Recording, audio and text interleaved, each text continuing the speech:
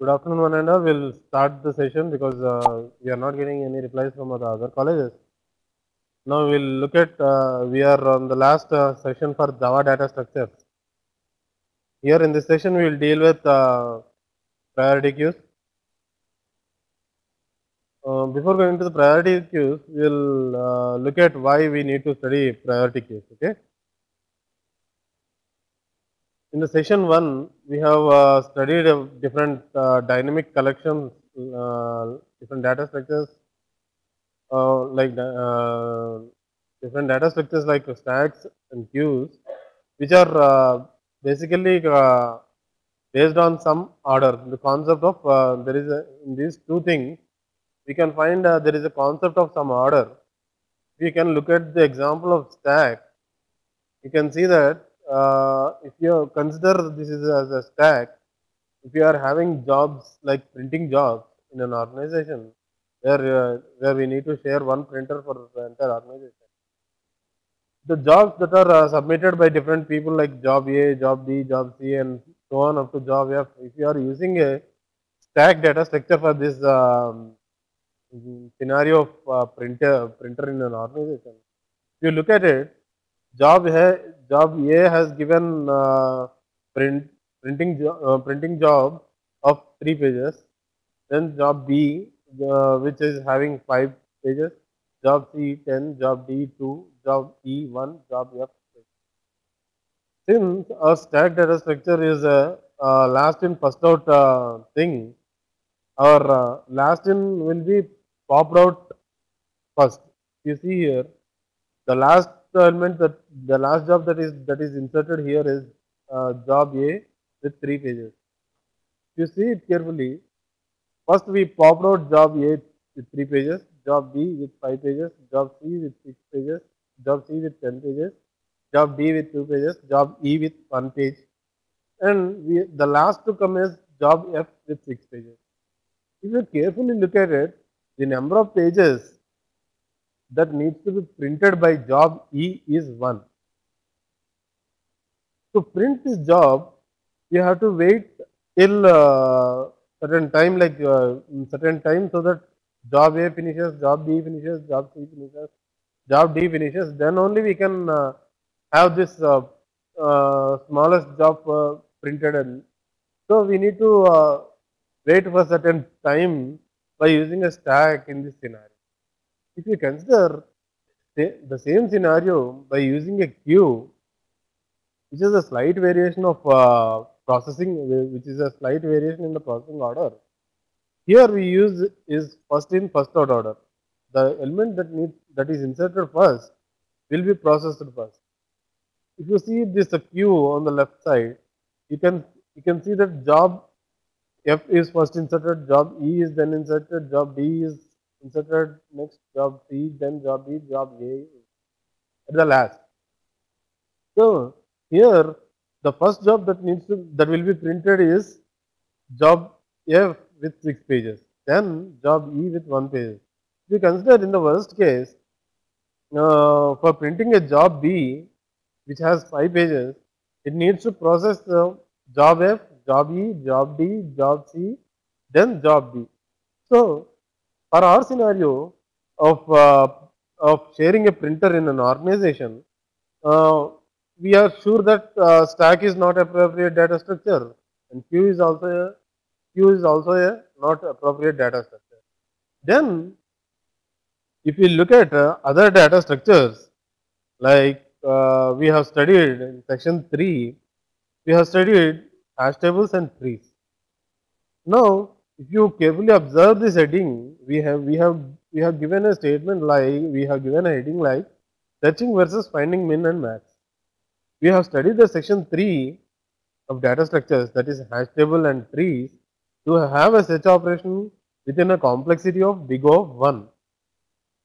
Okay, that was merely achieved in these two data structures, unless when the if you consider the hash table, unless it is reached its load factor, we are guaranteeing that we are guaranteeing that we can do a search operation in big O of 1 complexity. Similarly, in the case of trees, we are avoiding other parts of the tree, based binary search trees, we are avoiding other part of the trees, and we are making sure that such operation takes a complexity of big O of 1. What if we consider we need to find a minimum value of the data that we have, minimum value or a maximum value from that, from our the data structures that we use, like hash tables and binary search trees. If we consider hash tables where we have the jobs and job keys are mapped using a hash function to a hash table, and we'll keep the number of pages here. In this case, if you are searching for a minimum value, first what we do is we will check job A, we will find the hash function which is a constant hash value which is a constant time, and go to this, go to its native slot, and we will find the number of pages is 3. Then we will store this value 3 and the job A in a variable min. Then we will go for the job B and go and see, we will find the hash value and check its home slot, and we will see that B has a value of 10. So, which is more than what we have stored in the previous operation. So, then we will go for job C. So, then it will go for, it will find its home slot, and it will check for the number of pages it needs to be printed. Since C has only one page to be printed, then C has one page. So, we have stored a minimum as 3. Now we have a minimum of 1. So, we will replace our minimum variable with job C and the number of pages 1. So, in order to find minimum or a maximum in a hash table, in the worst case, what we have to do is sequentially search every jobs that are existing in the hash table. Okay. Similarly, in the case of binary search tree, here a little more improvement than a hash table is once we check the minimum value, the value in the job, the value in the head node, root node, then in the binary search tree, if you want a minimum of the tree, we need to go left to the end of the leaf, which gives the maximum value in that, which gives the minimum value in the tree. In order to find a maximum, you need to go to right some nodes until we find until we reach the leaf. So, in both the cases, we have an improvement over hash table, but in binary search tree also, we are not sure that we can find a minimum or maximum in a complexity time of big O of 1. So, is there any data structure to do this? And before studying the data structures that exist to do a minimum finding a min or max operation in big O of 1, let us look at some scenarios where this type of data structure is used. Okay. Here what we want is, we doesn't want the data structure to process the data in some order, or it should take, what we want is, we want a complexity of big O of 1 in finding the minimum or a maximum in a data structure. So, our finding of min or max is nothing but the importance of the job that we are considering. Okay, if you consider the scenario that we discussed in the above, you consider the scenario of network printer, which we looked at in stacks and queues, then the importance in that scenario is the number of pages, the lowest number of pages that needs to be printed first. So, our importance value is mostly concentrated on the number of pages in the printing scenario of a network printer. Okay, let us consider in other scenarios. If you consider a scenario of a hospital, a person with a broken back should be treated before a person with a minor wound. Okay. Similarly, we have discussed the printer job. Let us look at some real world scenarios also. Like, if you consider I think everybody know about the auctions. Like government will be auctioning some of their properties, and people have to bid their amount to buy in order to buy that property. So in that scenario, if you use a heap, if you use a data structure, we need to get the maximum bid to sell the property. So here in the previous case, we have seen that minimum number of pages is the importance criteria, and in auction scenario, we have seen that the maximum amount of bid is considered as the importance scenario. Similarly, in the stock marketing, where we have two scenarios, we have both minimum and maximum scenarios are important, because when we are buying, we want the share value to be minimum, and when we are selling it, we want the share value to be maximum. So in this case, in the case of stock market, we have to have the data in the we need to find the minimum value of the price of the shares, as well also while selling it, we need to have a maximum point where we need to sell the shares, so that we will be maximum benefited.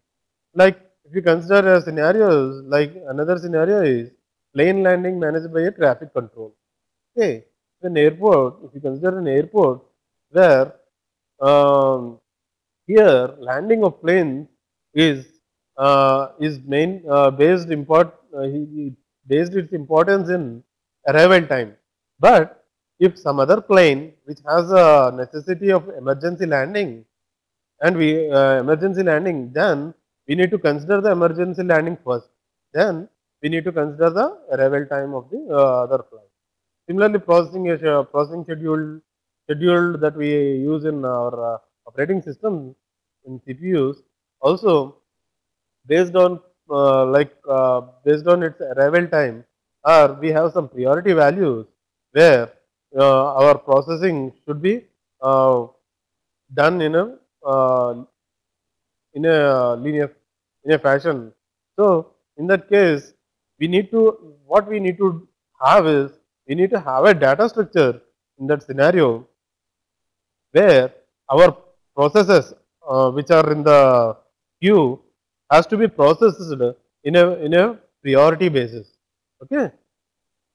Normally, in most of the cases, we'll consider small value as important, small value as more important, because in this example, in this session, we'll basically concentrate on discussion of organization printer, which is shared by different people among the organization. So, we'll mostly talk about the small value of importance, number of pages, which is which is to be a small value. Okay. Then, if you have equal priorities, then what you need to do? If you have two tasks in your queue which are having the equal priority, like two printing jobs which have same number of pages that to be printed, then we'll go for the next level of consideration. That is nothing but the amount of waiting time in the queue. Okay, if job A has 3 pages and job B has 3 pages, and job A is waiting from 15 minutes and job B is waiting for 5 minutes, then we need to give our priority to the job A because it is waiting for a long time. Okay. So we have discussed the requirements for a data structure that needs to be built so that it addresses our finding a minimum value or a maximum value with the complexity of big O of n. So in order to accomplish our goal, we'll now discuss about a data structure. It's nothing but priority queue. Okay, we have seen it, priority queues can be implemented in different ways. Whichever choice you want, you can do it. But most efficiently can be done with binary heap. We'll discuss the binary heap mainly in our in this session. And just for an idea, uh, why we doesn't use other structures for implementing priority queues. Here, if you use a normal queue, we have seen that there is a problem of there is no priority. In normal queues, what it do is it works on a principle of some order of entering and removing the elements, like first in, first out. We have seen it already. Then, if you go for arrays, uh, array of queues, then what we do is we will have a separate slots for each um, priority. Based on the priority, we will push to the respective slot. But what happens is here there is a lot of wastage of space because we need to in arrays what we need to do is we need to first assign the size of the array before we can use this data. Similarly, in linked list, if you consider it as an ordered linked list, then we can accomplish our goal of finding a minimum or a maximum in a complexity of big O of 1. But what happens is when we want to insert a value into the linked list, then the worst case comes into existence. Worst case comes into existence because the list is ordered. Then when we are inserting a value, it needs to compare with every node that is existed in the linked list and find the proper position where it can be placed. So, in the worst case, if our element has to be in the worst case, if our element has to be inserted at the last, then what we do is we'll have to check each slot, and which results in a complexity of big O of 1 for insertion or deletion. Okay. Okay. We have looked at the drawbacks of using linked list arrays and normal queues for implementing priority queues. Let's study about heaps. Before before we study about the heaps, we need to know a concept known as complete binary tree. In the trees, in the session 3, while we are discussing trees, I have given several examples of complete binary tree. Here, just for a brief introduction, I will explain what is a complete binary tree. A complete binary tree is nothing but if you it is filled. If you consider this tree as a height h, okay, it, it is filled till h minus 1 level. You can see that here h minus 1 level is this thing. Here this root node has two child, but at the level height h, you can see that the elements are filled from left to right.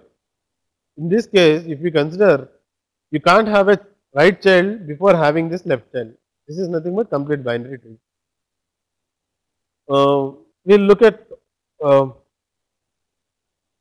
We'll look at uh, why we use heaps. Why heaps are why we are studying a complete binary tree before studying heaps. So in the last session we have seen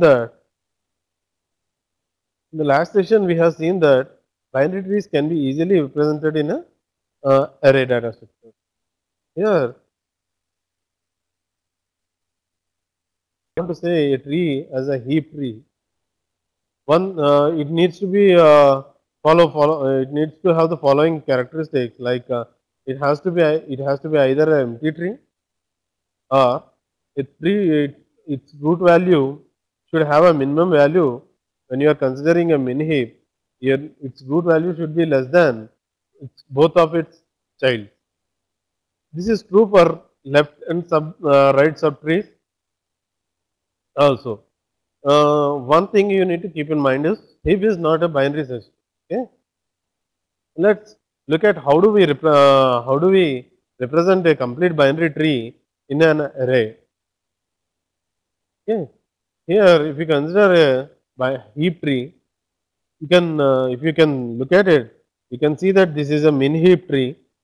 You can see that 6 is less than its left child 10 and 12. Then recursively 10 is less than 15 and 17. Similarly, 12 is less than 21 and 23. So, this is the complete binary tree. You can see that till its height h minus 1, every node has its left child and right child. It is completely filled. Then at the height h, you can see that elements are filling from left to right. So, how do we place this element in an array? Consider if our root exists at index 0 of our array, you can see the table here. We have a index at index 0, we have placed the root element 6.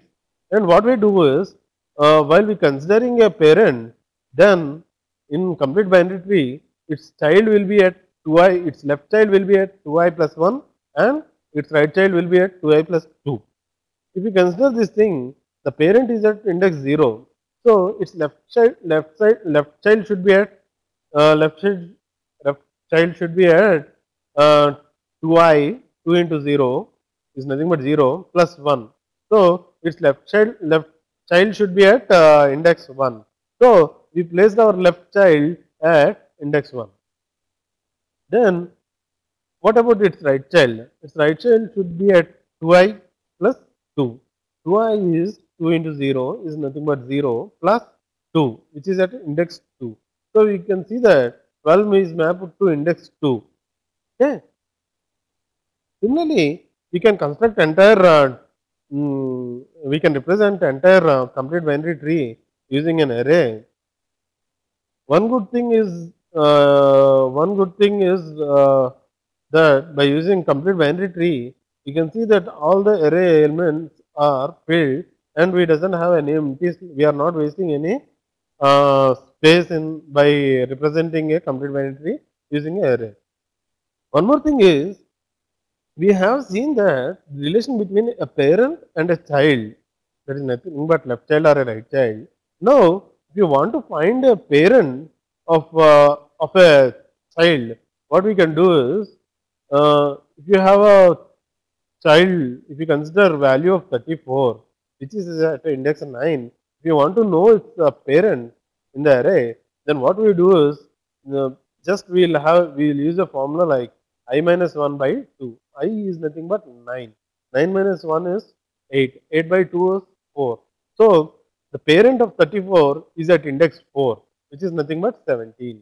So by using a complete binary tree and error representation, we can easily find the parent-child relation, parent and the child, and the vice versa, where we can find a parent when a child is given. Okay. If you are clear with this, we'll continue with the next slides. Then, if you look at example, there is some here. If you see, this is an example of hash table heap tree. There, I used a set of numbers to build a heap tree. Here, if you see, both the trees are legal because if you see, it's a min heap. 1 is less than 39 and 8, whereas 39 is less than 79 and 54. 79 is less than 93. 8 is less than 26 and 23. Similarly, 1 is less than 26 and 8. 26 is less than 39 and 54. 8 is also less than 93 and 23. And 39 is less than 79.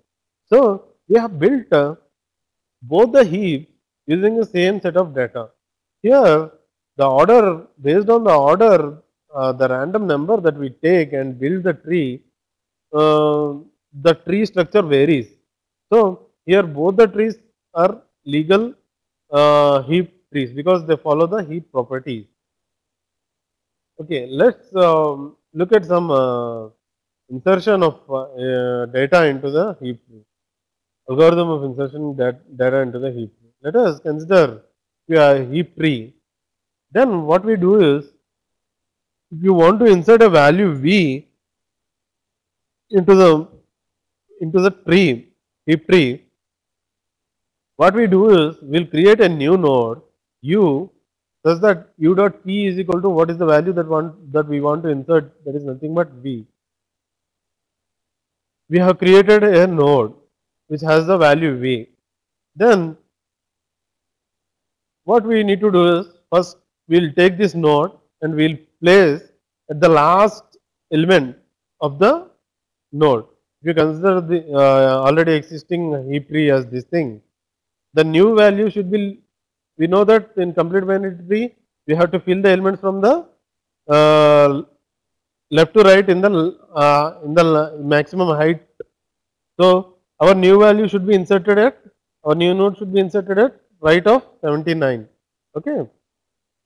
Then we have inserted our value at the last height level h to the rightmost node. So if you have a right node empty here, then we'll keep it here. If this right node is filled, then we'll keep our new node as a left node of 54.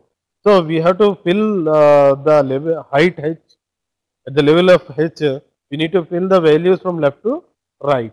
Okay, we will place our node at the last of the tree. Then what we do is we'll get the parent index. We have seen the relation. How do we get the parent of a given child? Here our child value exists at value u. So node u. So here we'll get the parent p. Then what we check is our key value. If our key value is greater than parent value, here it is building a, here u is value that we want to insert. Our value, if our value is greater than the already existing parent key value, then it is already in the heap or min heap order. So what we do is we will return back and we won't do any other thing. If the order is if the u key is less than parent's key, what we need to do is we need to swap the values keys of u and p. Then we'll check the value of right child of u. Similarly, let us look at an example of to have a better understanding.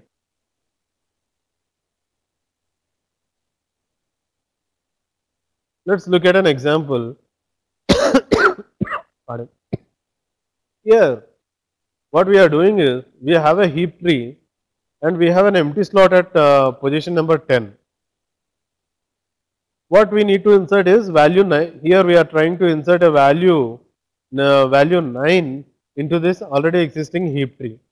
What we do is, as for our algorithm, what we do is we have created a new node. Okay. In that new node, we have placed our key value, that is nothing but 9. Then what we will do is we will check with its parent. Okay.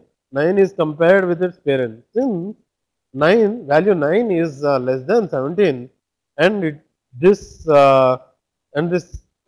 order is violating the heap order. So what it will do is it will place the value 9 into its parent and its parent value will be placed to the position last node.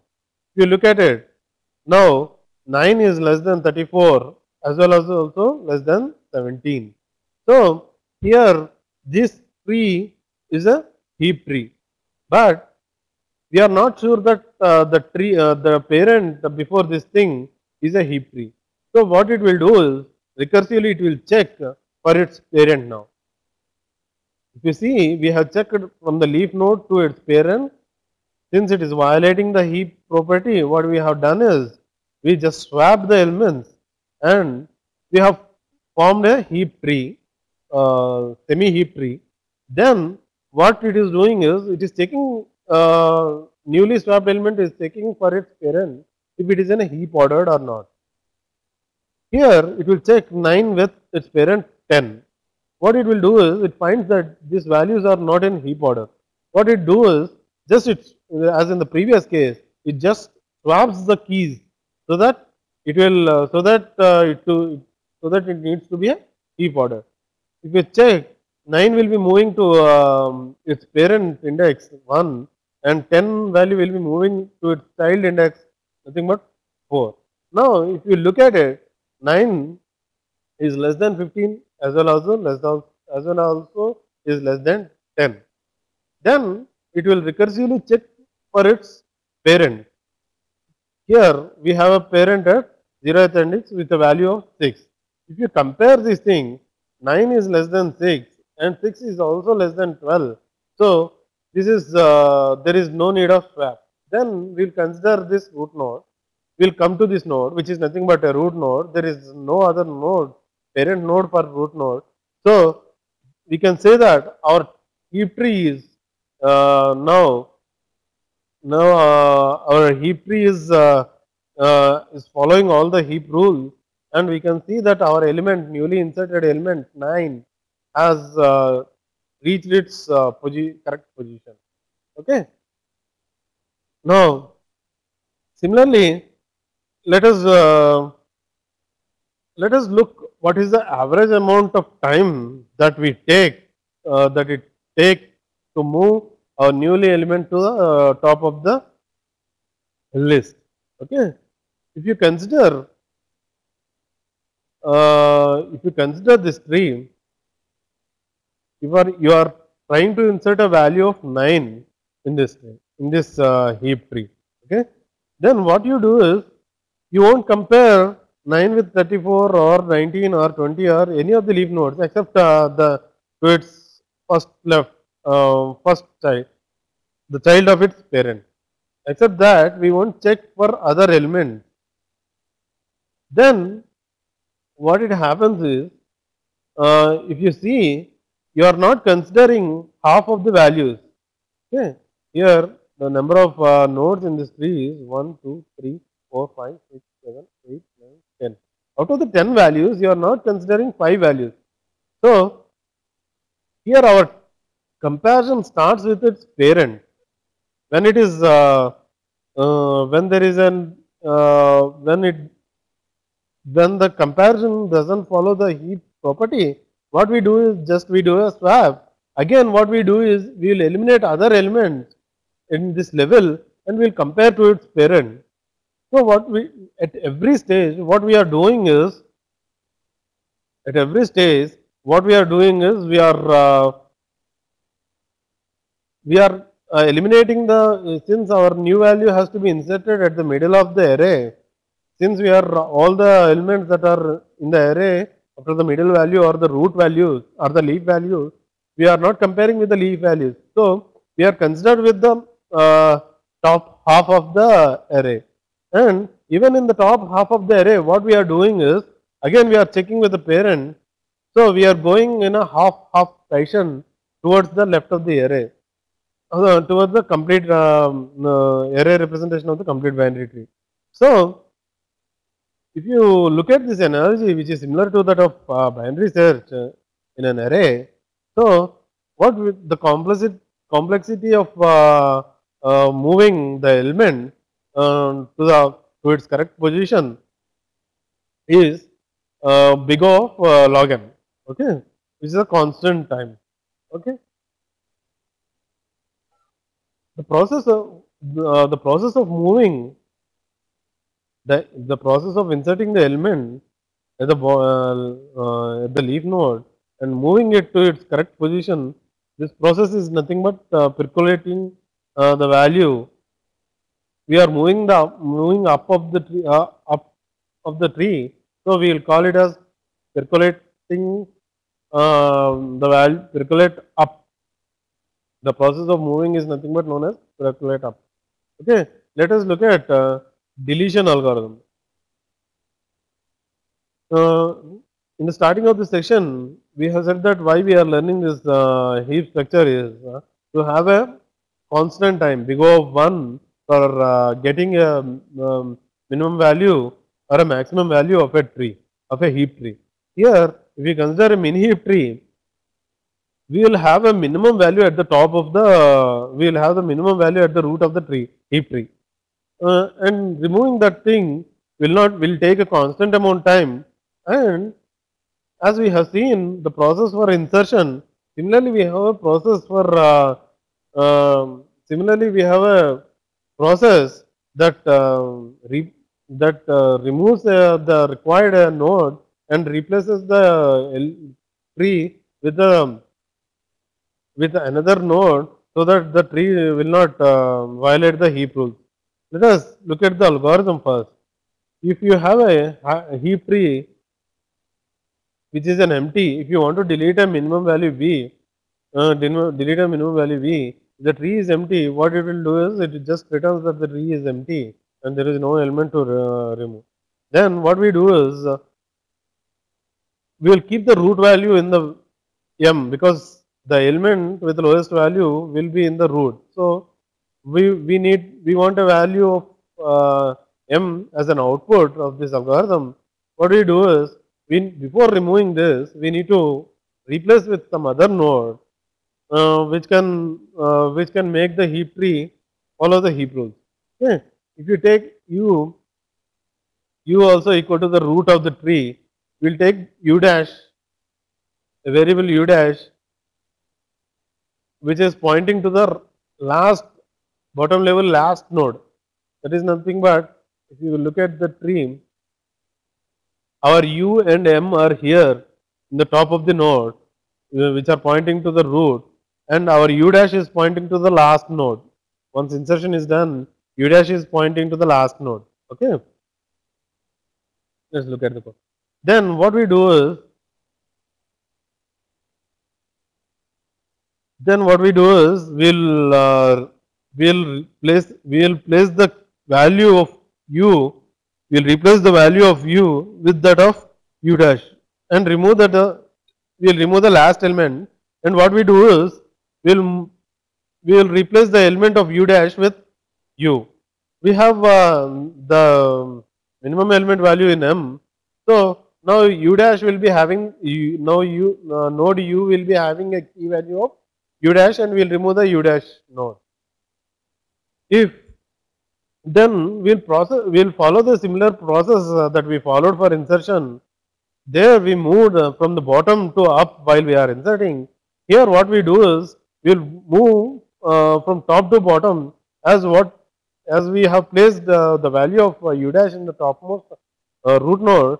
We need to move it down to its correct position. The process of moving it down to its correct position is nothing but percolate down. Okay.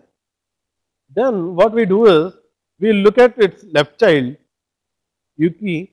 Now our value which we have replaced will exist at u. What will we do is we'll check the use the nothing but roots left child and right child. Among the left child and right child, which is the smallest one, we'll compare with the root value and we'll swap until we'll find a correct position for the value that we have replaced in the root. Okay. At the last, we'll return the value that we have stored earlier while we are starting our algorithm. Let's look at an example. If you have a tree like this, okay, here deleting of min will remove the value 6. Then while removing the value 6, what we need to do is, as we discussed in our algorithm, we need to place last node in the maximum height level, that is nothing but 17, will be replacing the value 6. You can see that 17 is placed in the root. Then we will delete this element. Since 17 is violating the heap property, you can see that 17 is violating the heap property, that 17 is not less than 9 and 17 is also not less than 12. So it is violating the heap property. What we need to do is we need to use the process nothing but percolate down. In this process, what we do is we are considering this element. So we can get its child by 2i plus 1 and 2i plus 2. Among the 2i plus 1 and 2i plus 2, we will compare which one is smaller. Here, if you check its child, comparing its childs, we can see that 9 is smaller than 2. So what we do is we will swap 9 with 17. Okay. So you can see that now 17 Now we'll swap 9 with 17. Here you can see 9 is swapped with 17. So if you see that 9 is following the heap order, that it is less than its left child and it is less than its right child. But 17 is violating its heap property. So if you check it, 17 is not less than 15 and it is not less than 10. So what it will do is, it will recursively it will take its left child and right child. Among these two, it will get the minimum value, and what it will do is, it will replace with its parent. Like 10 will be replaced with its parent. You can see that 17 is moved down and 10 is moved up. Now, if you see this node, 10 is following the heap property. 10 is less than 15 and 10 is less than 17. Now, what, as we swapped this element, you need to consider this as the parent. Then we need to check with its left child and the right child. Before checking with its left child and right child, you can see that 17 is already less than 34, and it is already following the heap rules, heap order. You can see that the tree is completely now a heap tree. In the, if you carefully observe, in the insertion of a value into a heap tree, we have started with the leaf node, and we used a process known as percolate up, and we moved the node up in the tree, and find the correct position, and we have placed it. And in the process of deletion, we have removed the element and replaced with its leaf node, last leaf node, and then we have moved down the tree by using a process known as percolate down, and we have placed the element and make the tree again a heap tree. Okay. If you carefully observe,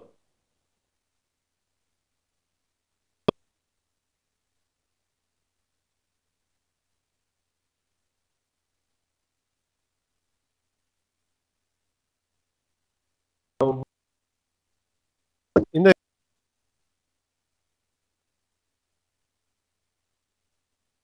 next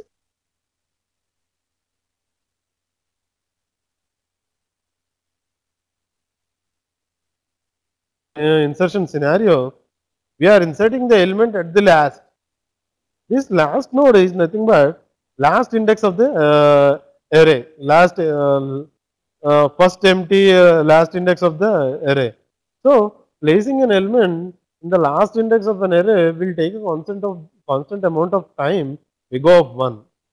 But by keeping an element at the last index of array doesn't complete the process of insertion.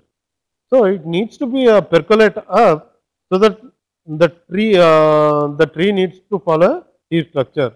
Similarly, if you consider a deletion process, deletion will take a constant amount of time, because the element exists at the 0th index, the minimum element exists at the 0th index.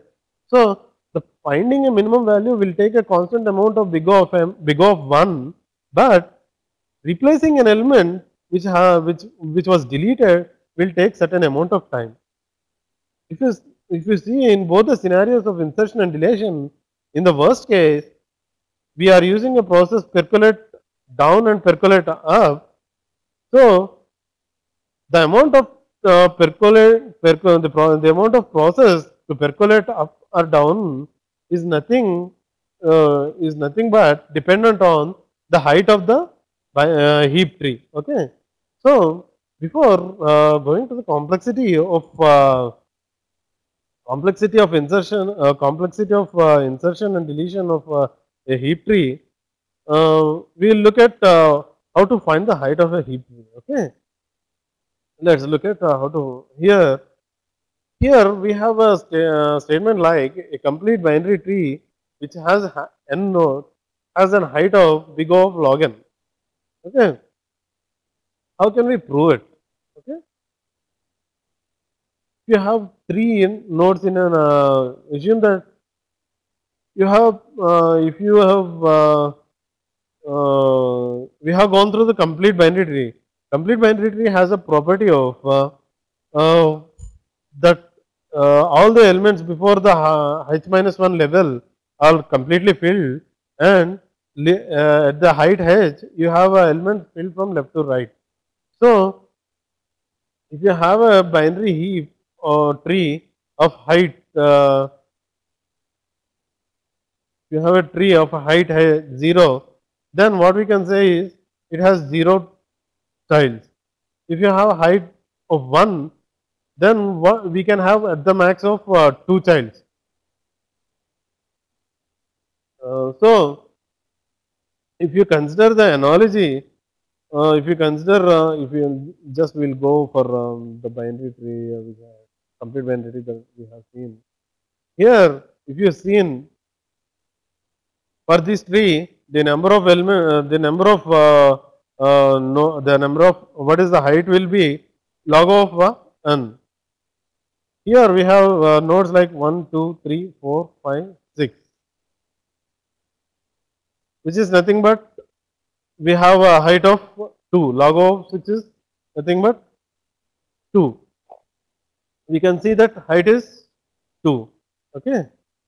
So our we can calculate the height of a heap tree as log of n.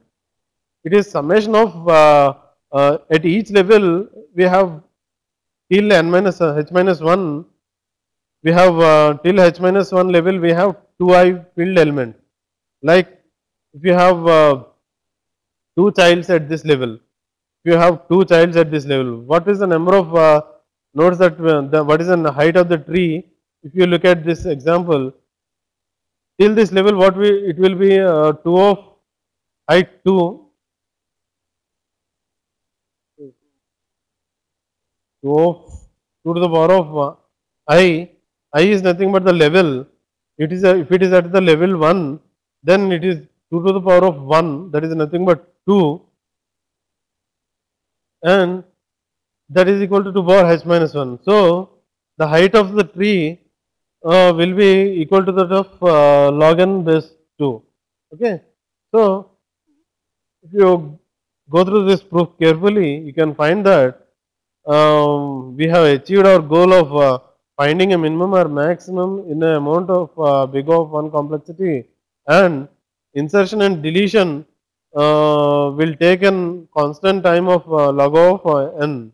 Okay.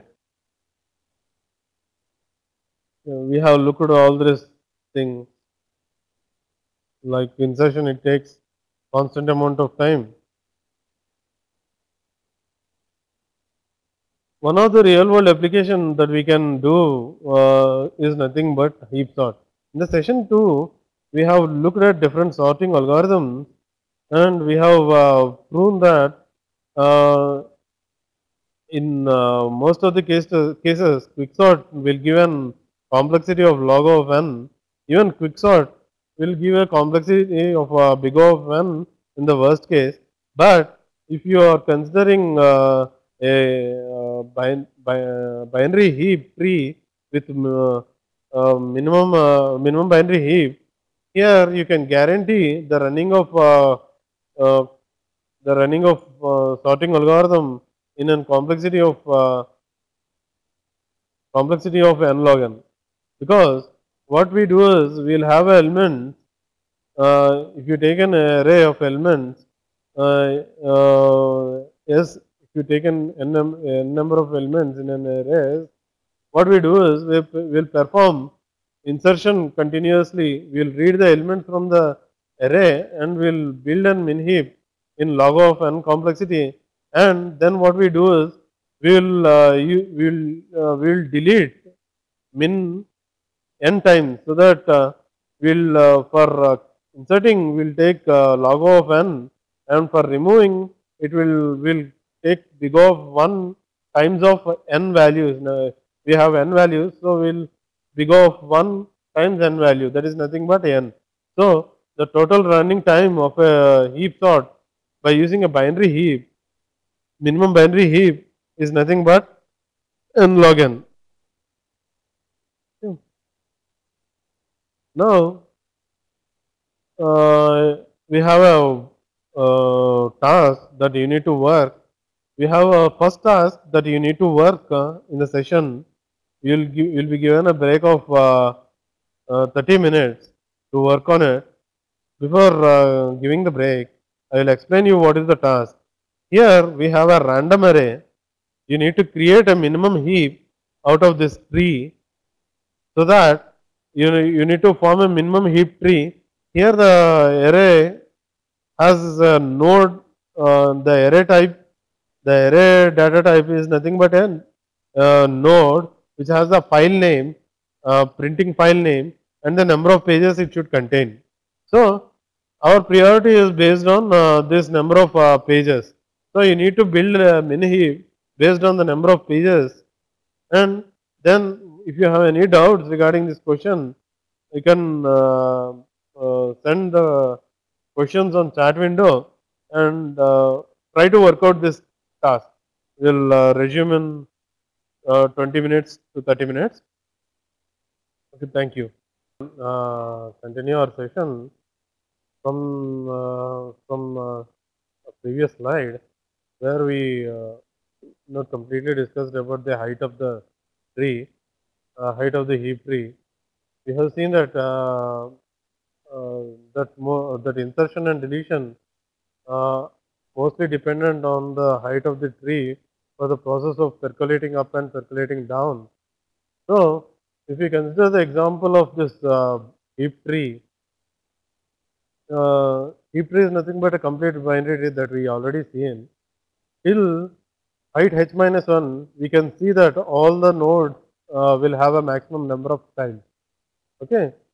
So, for this proof, we can say that if from level 0 to height h minus 1, we will have complete set of nodes, that is nothing but 2 power I.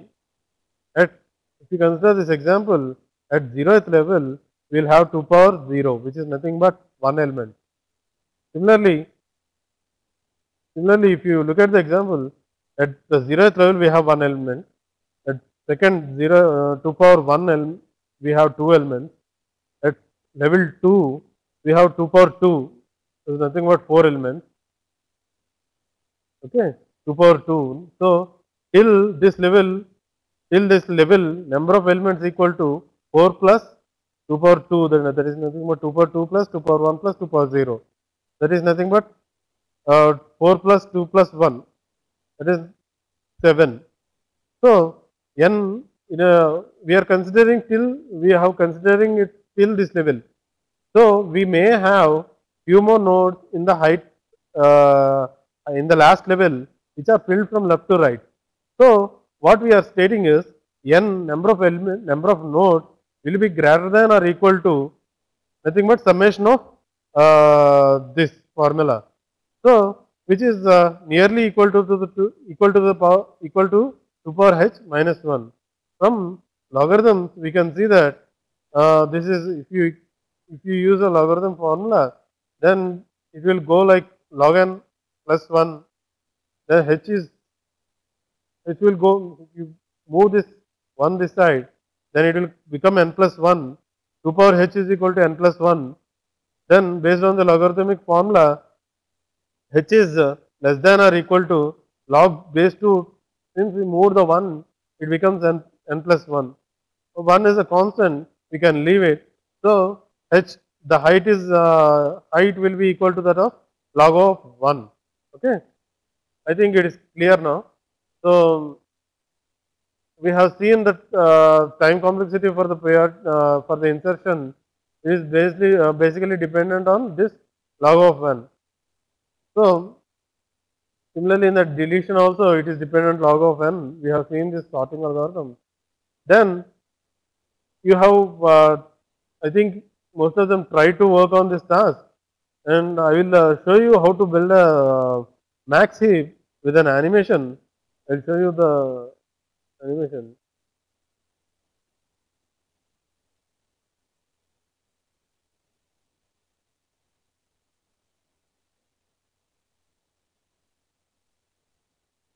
Okay, if you can see this, first we have an array. Here, if you can see, we have an array like 75, 76, 40, 89. And so on. We use this array, and first we before building here I am showing an example of max heap, so that the maximum node will be at the root. First, before building a max heap, what we do is we will build a complete binary tree. Like we'll take the first element 75 and we'll keep it in the root. Then we'll keep its left child at 2 into 0, 2 into 0 plus 1. At one position we are keeping the second element. By using that formulas like 2i plus 1, 2i plus 1 and 2i plus 2, we will place all the elements of the array in an a complete binary tree. This is a complete tree. Here, what we do is we'll go in a step-by-step manner to look how it will build a heap binary tree, max heap binary tree. Here, if you see it, 75 is less than 76, which is violating the rule, because the max heap, in the max heap, maximum element should be at the root, and both the child should be less than its parent. Okay. If you start with, if you look at in a step-by-step fashion, what we do is we start with the last element in the tree. That is nothing but 32. And the 32 will be at heap size, minus one element. So what we'll do is we need to compare it with the parent element. We need to heapify with respect to its parent. That is nothing but 20. So what we'll do is in a recursive fashion, we need to check its parent like that. So what we do is we'll use a for loop which is iterating from size less than size by 2 minus 1 till it reaches the root node. Okay. What it will do is it will check. It is considered first. It considered 32. Then it checks with its parent. As we are building a max heap, 52 is maximum. 52 is higher than 32. So it won't. It will then it once it checked it, then it will check with its left child. It is now it is comparing 52 with 20. So if you see it, 52 is greater than 20. So this part of the tree is following the heap rule. So then what it will do is it will go for the next. We have gone for this parent, which is nothing but height. Height is 1, 2, 3, 4, 5, 6, 7, 10, 11, 12, 13, 14 elements. We have 14 elements. 14 by 2 is 7. 7 minus 1 is 6. So we have started with 6th index. Then what it will do is it will go to the 5th index. In the 5th index, it will check with the it will check with the right element. Then it will check with the then it will check with the left element. You look at it. If you check it, 41 is compared with, first it is checking with left element. Oh, here what it is doing is, it is comparing both the childs first. It is coming to this parent, then it will check 2i plus 1 and 2i plus 2 child. Among the thing, which one is greater, based on the greater element, it is replacing it is swapping it with the root element. Here, if you look this, among the left child and the right child is greater. So what it will do is, it will swap 41 with 79. Okay. Then now this is following the heap property. Then what it will do is it will check with its parent. Okay.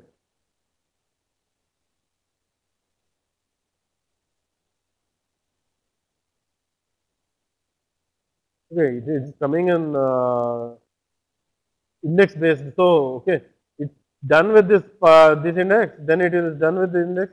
It will come to the this is 6th index, this 4th index. Then it will work with 4th index. In 4th index, it will check its left and right child. Then it finds 73 is greater, and then it is comparing with its if 92 is greater, then it is swapping the element with 73. So now this is also a heap. then it will go to its next index, that is nothing but fourth index. What it will do is,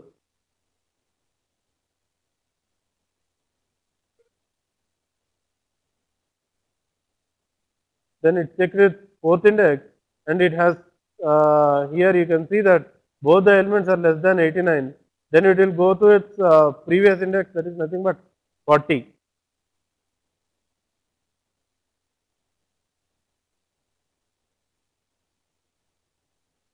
Here 40 is in this case, it will check its left child and right child. If you see that left child is greater than its parent, left child is greater than among the, both the child, then what it will do is it will swap 40 and 79. Then it will check for its, now it recursively check for its child before going to its next index. Okay, what it will do is 40, it will check with it. Now the root will be here, and it will check with both the child. Uh, the greatest element from the both the childs will be swapped again to form a heap tree. Okay. And what it will do is, here if you can see 40 among the both the childs, 62 is greater. What it will do is 62 will be swapped with 40. Okay.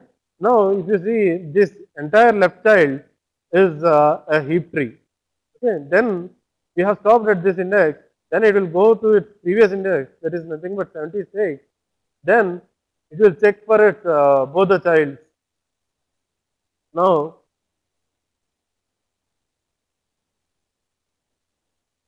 before it will check from both the childs. If you see that among 89 and 92, 92 is greater. So what it will do is it will swap with its parent. Okay. Now what it will do is, as these two elements are swapped, our new element came here. So it will check with its child. If you see that its left child is 73 and right child is 67, which both are less than its parent. So it's the left tree is also done.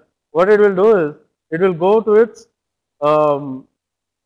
next index, that is nothing but 75. Among this 70, for this 75, what it will do is it will check, it will compare both its child. Among the child, 92 is greater. What it will do is it will swap with its parent. So, as the new element reaches this position, now it needs to check its child. So, among both the childs, it will check that 89 is greater. So, what it will do is 89 is swapped with 75. So, our new element moved here. So, now what it will do is it will check with its left both childs that it follows the heap order or not. Among the both the childs, 85 is greater and 75 is less. So, it is violating the rule. So, what it will do is it will swap 75 with 85. 85 is swapped with 75. Now, if you look at it, the tree is a maximum binary heap. It follows the heap structure and gives a maximum tree. Okay, based on this idea, I think you can do a mini heap. Okay, this animation will be kept on the portal. Coming to our session, once you have done with the session workout number 1, where you need to build a tree with the files based on the priority of number of pages. Once you build the mini heap, workout 2 is nothing but you need to insert a new job which has a page number, which has a page size of 9 pages. So then we have seen the insertion method, how to do an insert, and we also looked at insertion algorithm. Use that algorithm and use the tree that you have built in the workout 1. Then insert the value file, new file with a value 9, and use the percolate up process and move the 9 to correct position, and you need to print the messages in the, you need to print files in which order they are to be printed.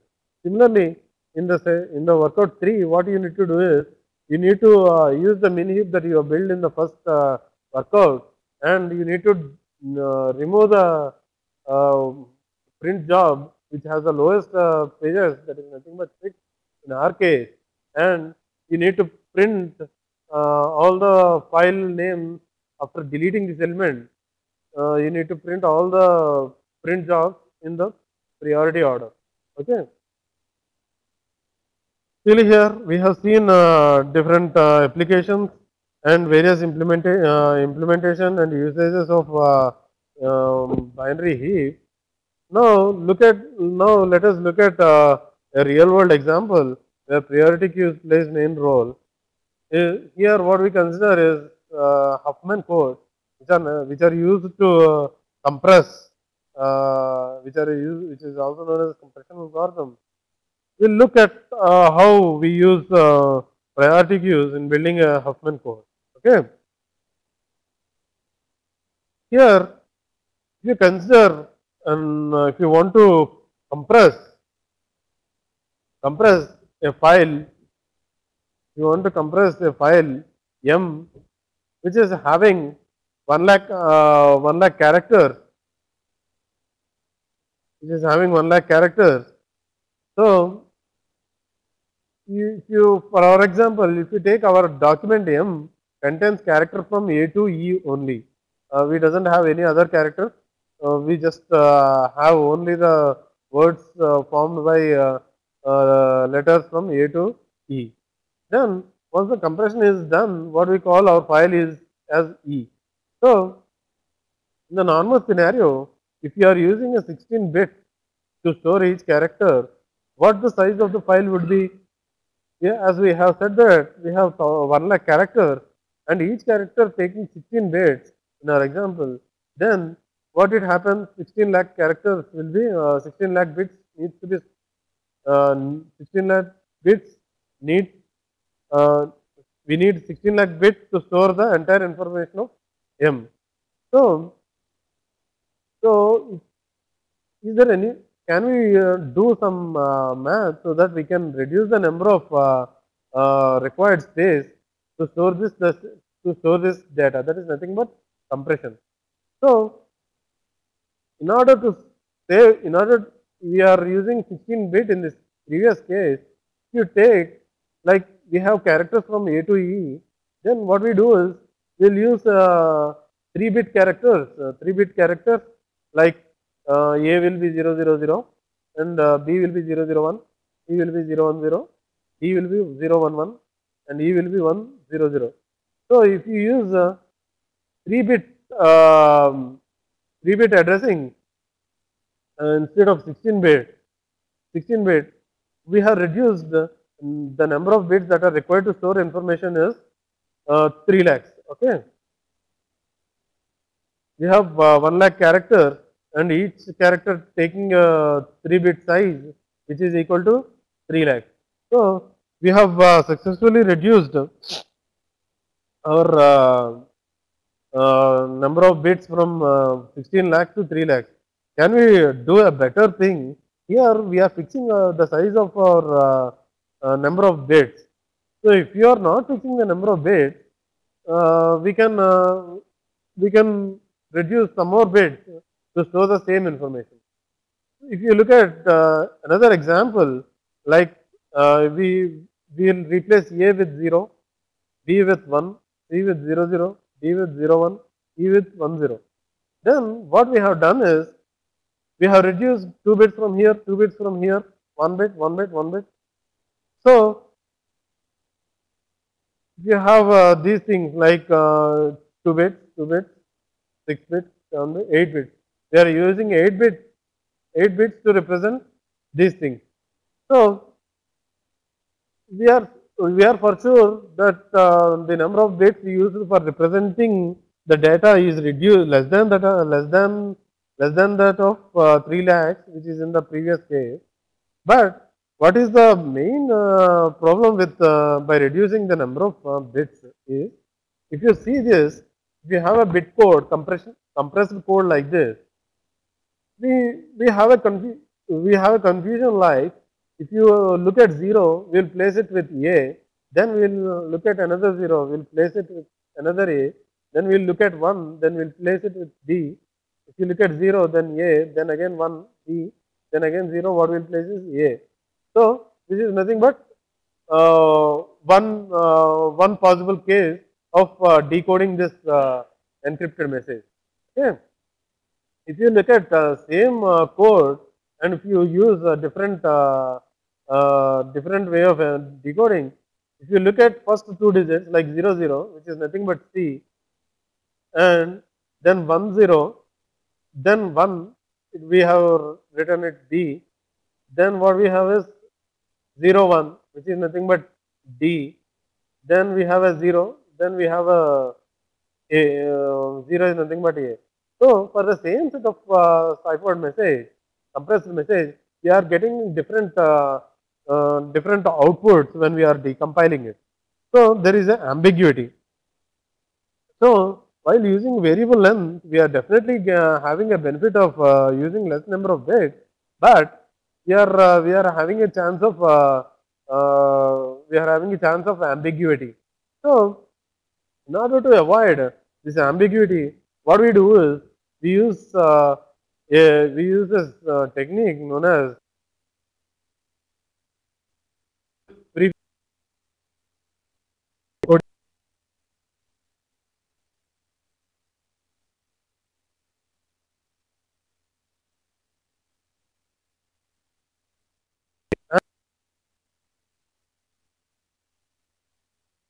if you consider a parent node,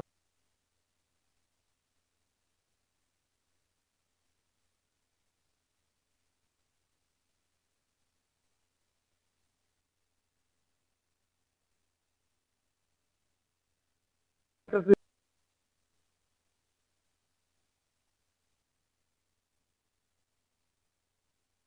same path.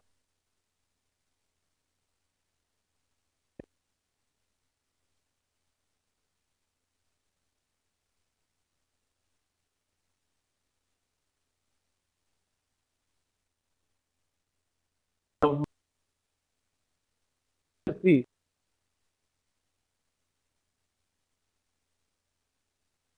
400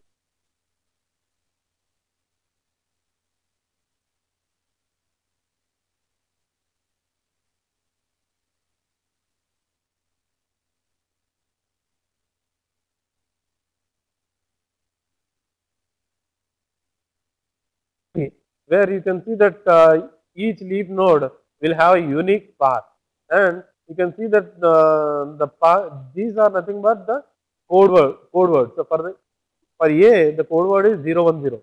You see, if you follow 010, you will definitely reach the value A. So is it is this only the possible way that I can represent this thing?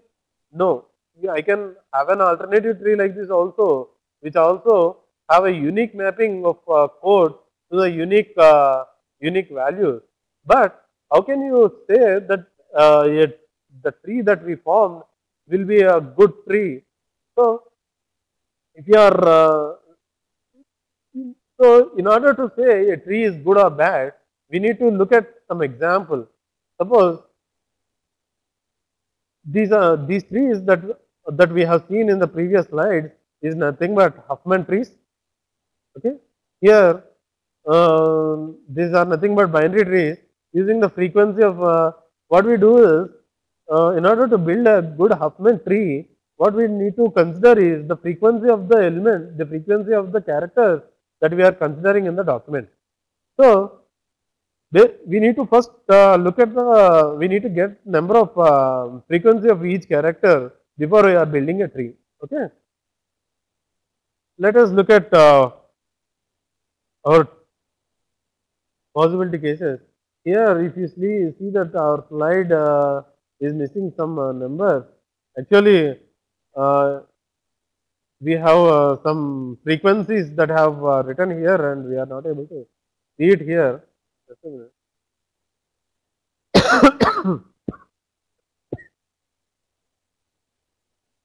Okay, let's consider. I will spell out I will give the values and frequencies that I have actually written in a document that M that I have considered.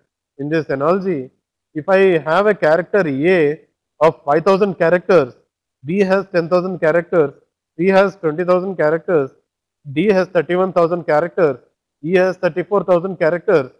What I do is, I will try to form a tree such that what I need to have is the maximum number of the maximum occurrences here, if you see, is E, because it has 34,000 characters of E. So if I use a small number of bits for E, so I am reducing that many number of bits for 34,000 characters. Okay, just let us see how do we form. In this case, we will use our priority queues, then priority queues to form our tree. Here, what we do is we'll take a node of, we'll create a priority queue, then we'll keep its parent and left and right child based on their frequencies. So, in order to have less code, character code, we'll take E. Here, frequency of A is less. What we will do is, more frequency will be having the, we need to have a less code. So, what we do is, now we will build a Huffman tree example by taking two less frequency elements. That is, in our analogy, we have taken A 5,000 and B occurrences as 10,000. So we started with creating a tree with two elements, A with characters A and B. So our element which has highest occurrences, that is nothing but E, should be at the root of the priority queue. So lowest priority element should be at the bottom. Let us see how it forms the tree. In this tree, we have taken the lowest frequencies, that is nothing but A has 5,000, B has 10,000.